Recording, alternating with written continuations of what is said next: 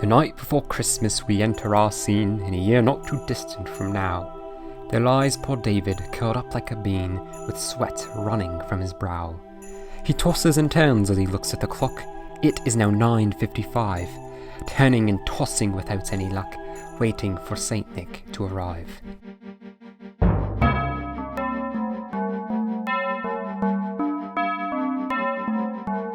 "10:22, the clock's face reveals, as David's face shows his alarm. For if he's not asleep when Santa appears, all of his gifts will be gone. "I'll try counting sheep," David then cries, the sheets pulled over his round head. So he closes his eyes, and the sheep pass him by, simply refusing to be counted.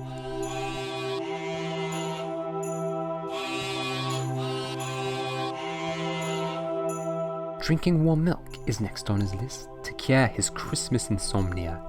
But with his body the milk doesn't mix, giving him bad diarrhea.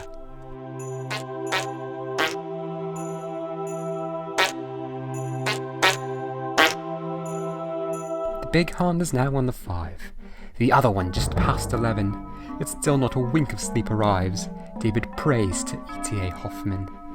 Back in his bed, David now lies, his eyes as big as dinner plates. 5 more minutes till Santa arrives, an age of anxiety like Richard Yates. He looks at the clock, 11:56, hoping for all of his nifty gifts. He looks at the clock, 11:57, thinking about the nifty presents. He looks at the clock, 11:58, Santa's driving down the interstate. He looks at the time, 11:59.